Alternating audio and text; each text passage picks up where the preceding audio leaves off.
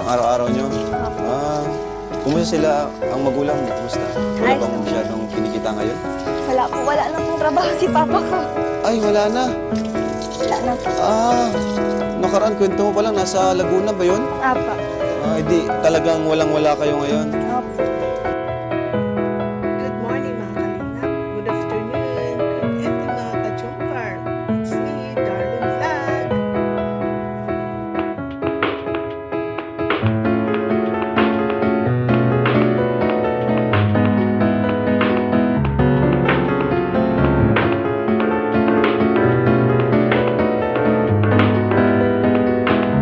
So, bago natin simulan ang ating reactions about Julian the Passport, gusto ko na i-shoutout ang mga kalingap, si Kuya Basa Pusotumba, si Ate Mula, si Kalinga Brad, at si Julian.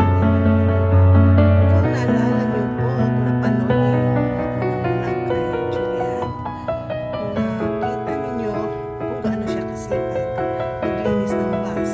Imagine niyo po, isa siyang babae, 16 years old, ang galing po niya maglinis ng bus. Kaya niyo po yun.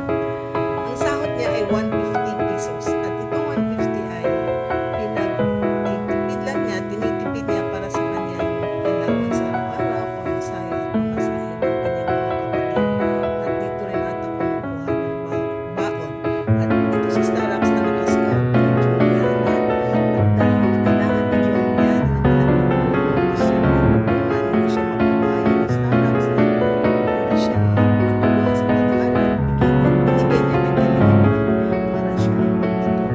At kung naalala niyo po, magkano ang sahod ni Juliana? 150 pesos ang laki-laki ng bus. Pero 150 lang po ang sahod niya sa isang bus ang paglilinis ng bus. Outer. Siya si Julian, isang 16 years old na estudyante na may kakaibang hanap buhay. Ito ay ang pag-car wash ng isang napakalaking bus. Mag-isa niya itong nililinis para kumita lamang ng 150 pesos. At ito na ang nagsisilbi niyang allowance sa araw-araw. Ano yung gusto? Ano yung Po ng sasakyan na hindi madali po. Kahit kotse lang, kahit tricycle lang, motor lang. Kailan talagang masipag ka sa paglilinis niya.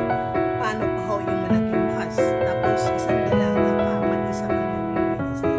Gano'n nung kasipag si Juliana. Siya ang naglilinis ng buong bus, sa labas, sa loob, sa pinapon niya. Minsan may mga suka, may mga dumi siya. Nakikita sa loob ng bus, iniipulan niya. Minsan tinutulungan siya ng mga batang tumawid.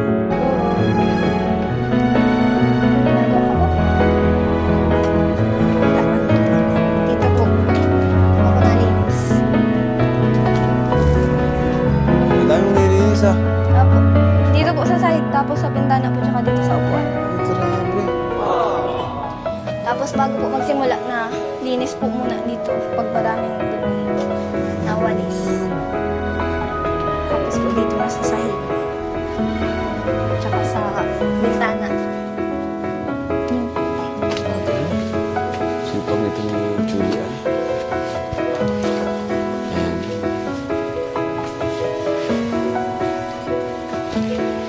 Hindi ka naman na didiri, gano'n, sa mga kalat. Minsan po, ano, dami ko dito sa Suka, ikaw nalinis. pinapapa... Mga ilang vlog na ata kay Juliana. Isang araw, sinama ni Kalinga Brad si Rosan at si Nancy dahil magkakapit sila. At yun nga, nag-challenge din ni Kalinga Brad itong dalawang angels para tulungan si Julian. Ito si Julian ay bats, tubo siya ng Kalinga Angel. Kung naalala niyo po, naka-attend din siya ng mga Christmas party, pagtitipon-tipon minsan ng mga Kalinga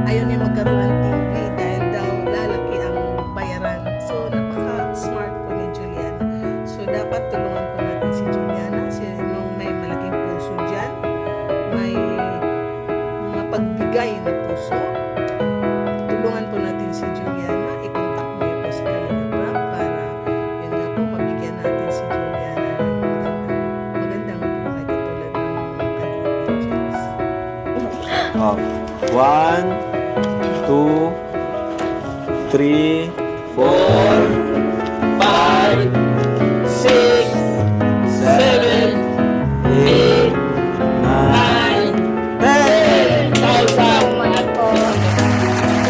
Ito ba from Tita Dad? So dyan po nagtatapos na ang ating vlogs for today. Huwag nakalimutan i-like ang ating video. Siyempre po i-share. Subscribe naman po sa hindi pa nakasubscribe dyan.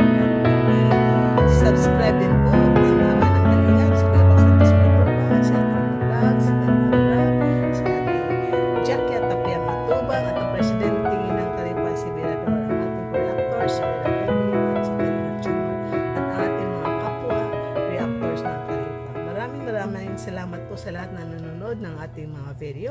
Sa mga ka-addict dyan sa Zoomcar, ka-zombie, katigbalan, at ang kaaibag sa kakamaraton. Hello there. Sana okay kayo. God bless you all. Thank you sa panonood. See you in my next vlog. Bye!